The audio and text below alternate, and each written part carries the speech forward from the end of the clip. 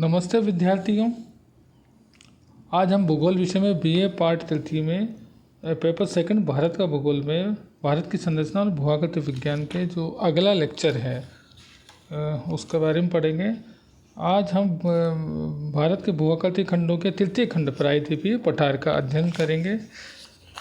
प्रायद्वीपीय पठार नदियों के मैदान से लगभग 150 मीटर ऊंचाई से ऊपर उठा हुआ है। दो तिकोने आकार का है, लगभग 600 से 900 मीटर इसकी ऊंचाई है। अगर इसके विस्तार की बात करें तो उत्तर पश्चिम में दिल्ली कटक, पूर्व में राजमहल पहाड़ियाँ, पश्चिम में गिर पहाड़ियाँ और दक्षिण में इलायची या कार्डामम पहाड़ियाँ प्रायद्वीपीय पठार की सीमाएं निर्धारित करती हैं। उत्तर पूर्व में शिल्लांग तथा कार्बी एंगलोंग पठार भी इसी भूखंड का भाग है। और प्रायद्वीपीय पठार में अनेक पठारों से मिलकर बना है, जैसे हजारीबाग पठार, पालायू पठार, रांची पठार, मालवा पठार, कोयम्बटूर पठार और कर्नाटक पठार। यह भारत के प्राचीनतम और स्थिर भूभागों में से एक है और इसकी ऊंचाई पश्चिम से पूर्व की ओर कम होती है, जिसका प्रमाण यहाँ पर बहने वाली नदियों के बहाव से मिलता है। और यहाँ पे कुछ प्रमुख प्राकृतिक स्थलकलातियाँ हैं, जैसे टौर, ब्लॉक पर्वत, भ्रंश घाटियाँ, पर्वत स्कंद, नग्न चट्टान संरचना, टैकरी पहाड़ियाँ श्रृंखला, क्वार्टजाइट मिट्टियाँ आदि, जो प्राकृतिक जल संग्रह के स्थल हैं। प्रायद्वीपीय पठार के अनेक हिस्सों में भू उत्थान व निबंजन, भ्रंश तथा विभंग निर्माण प्रक्रिया से के अनेक दौर में गुजरी हैं। जैसे भीबा भ्रंश का उल्लेख, क्योंकि यहाँ बार बार भूकंप आता है। और इस पठार के उत्तर पश्चिम भाग में नदी,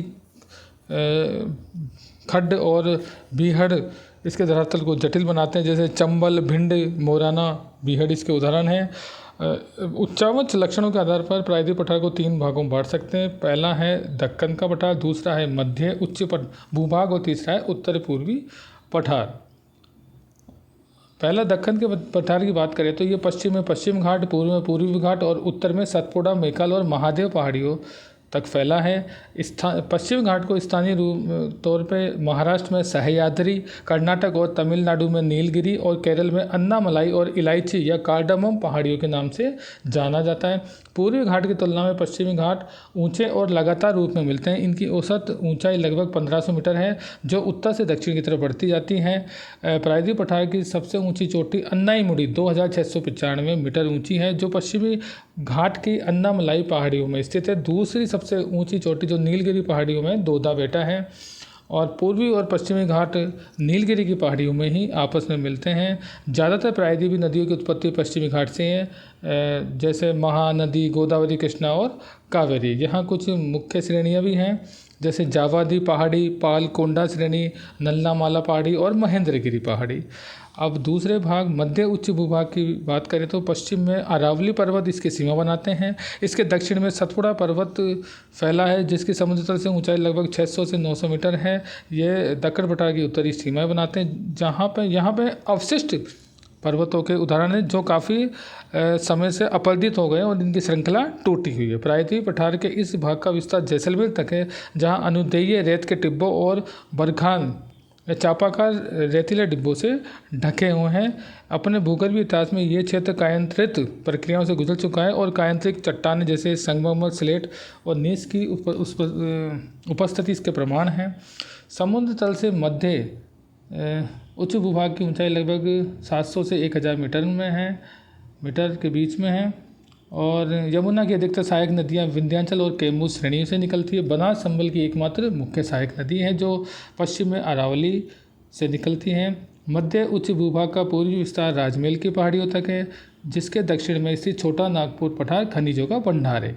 तीसरा उत्तर पूर्वी पठार की बात करें तो वास्तव में ये पठार प्रायद्वीपीय पठार का एक विस्तारित भाग है।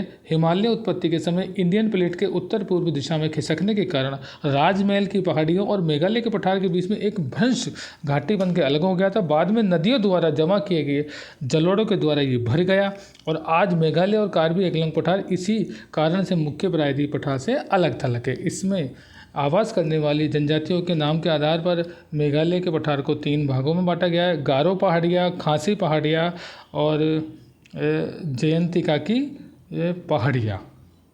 असम की कॉर्बी एंगलोंग पहाड़ियाँ भी इसी का विस्तार है। छोटा नागपुर के पठार की तरह मेघालय के पठार भी कोयला, लोहा, सिलिमेनाइट, चूने के पत्थर और यूरेनियम जैसे खनिज पदार्थों का भंडार है।